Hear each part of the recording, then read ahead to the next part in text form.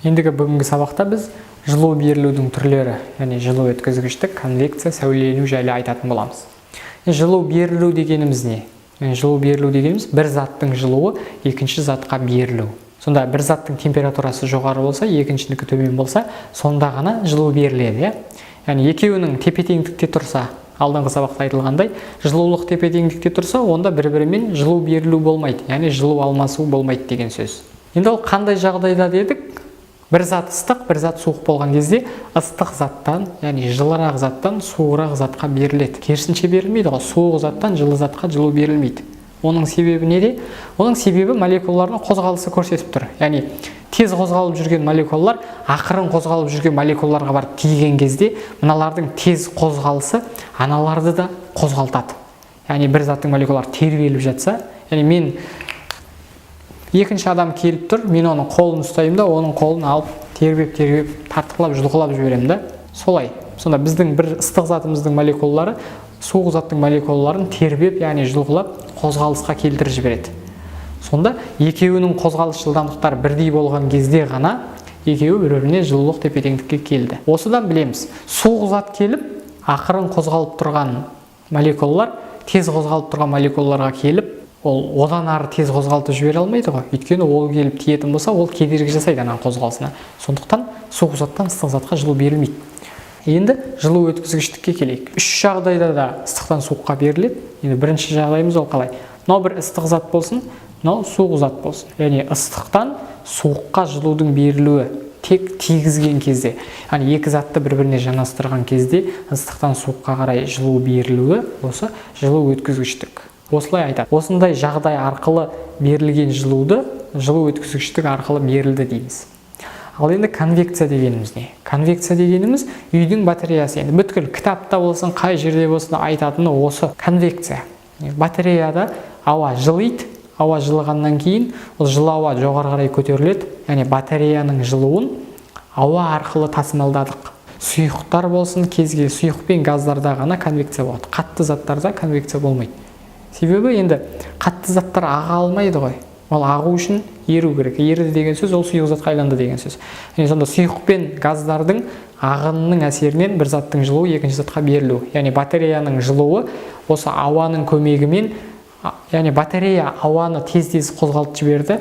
Сол ауаның молекулалары тез қозғалысы барды да төбеге тиді. Төбеге тиіп, қозғалысын төбеге беріп жіберді. Сонда батареяның жылуы төбеге берілді ауа арқылы. Осылай жылудың берілуін конвекция деп атаймыз. Ал енді сәулелену. Сәулеленудің ең қарапайым мысалы күннен келген жылуы. Күн бізге тиіп тұрса, жылу өткізгіштік бойынша берілетін еді. Онда біз не болатыны белгілі.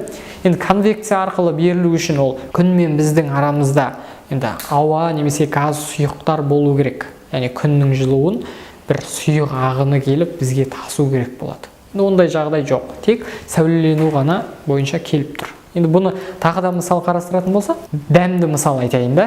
Бір тауға бардық, демалыс орында.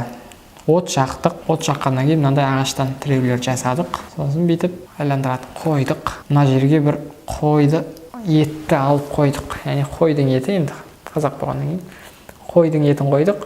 Ет пісіп жатыр, етті пісіре бастадық. Сосын біз мынаны айландырып тұрмыз, пісіріп жатырмыз. Сол кезде мынаның сабы жылиды, темір жылып кетті. Не үшін? Ол мына оттың жылуы сонда темірге берілді да, темірдің ішімен, яғни жылу өткізгіштік арқылы молекулалар бір-бірін тербелтіп, біздің қолымыз ұстап тұрған жерге дейін келді. Яғни жылу өткізгіштік осымен жүрді. Ал енді мына жоғары жаққа қолымызды ұстайтын болсақ оттың үстіне, онда біздің қолымыз күйеді. Не үшін күйеді? Өйткені от мына жердегі ауаны қыздырып жібереді. Ауа қызғаннан кейін жоғары қарай көтеріледі ғой, тығыздық азаяды. Ол тығыздық дегенді 7-ші класта өткен болатынбыз. Тығыздық азайғандықтан жоғары қарай көтеріледі, сонымен қолымызды күйдіреді. Ал енді біз жанында отырған кезде не үшін тіземіз, яғни өзіміз күйе бастаймыз? Не үшін жақындай алмай қаламыз үлкен оттардың жанына? Себебі бізге ешқандай ауа ағыны келіп жатқан жоқ. Оттан сәулелену арқылы бізге жылу келіп жатыр. Себебі жылу өткізгіштік деп айту үшін онда біз отқа тиіп тұруымыз керек еді. Ал конвекция дейтін болсақ, конвекция деген ол жанға қарай жүрмейді. Конвекция тек жоғары қарай жүреді, өйткені тығыздық азайды, жоғары қарай ғана көтеріледі. Ал жанға қарай ыстық зат жүрмейді. Сонда бізге келіп тұрған жылу сәулелену арқылы келіп тұр деп айтсақ қателеспейміз. Енді сәулелену мен конвекцияға бір өмірде мысал қарастырайық. Оған енді жел не үшін соғады деген сұраққа жауап берсек, ол өзі түсінікті болады. Енді мынау біздің жер бетіміз болсын. Мына жерде ауа, яғни ауа қабаты, ауа берілген. Мына жерде бұлт. Мына жақта күн тұрсын. Күн сәулелері келді, түсті. Сонда не болды? Мына бұлттың астында көлеңке, яғни мына жерге күн сәулесі түскен жоқ. Мына жаққа түсті, күн сәулесі. Сонда күн сәулесі түскен жердің температурасы жоғары болады, ал түспеген жердің температурасы төмен болады. Яғни ол температура жоғары төмен болуы күн сәулесінен келген жылудың әсерінен. Ал енді ары қарай конвекция құбылысының не қатысы бар бұған деген сұраққа, мысалы конвекция, мына жерде суық ауа, жылы ауа жоғары қарай көтеріліп кетеді ғой. Жылы ауа жоғары қарай көтеріледі. Сол кезде оның асты бос болып қалмас үшін мына суық ауа сол орынды толтырады. Яғни сол орынды толтыруға орын ауыстырады. Бір v жылдамдықпен, сол v жылдамдықпен орын ауыстыруы бізде желдің жылдамдығын көрсетеді. Сонда жел неден соғатындығы осылай қарапайым түсіндіре болады. Мынау суық ауа мынаның орнын толтырды, жылы ауа жоғары жаққа суыды, қайтадан мына жаққа айланып келіп түсті.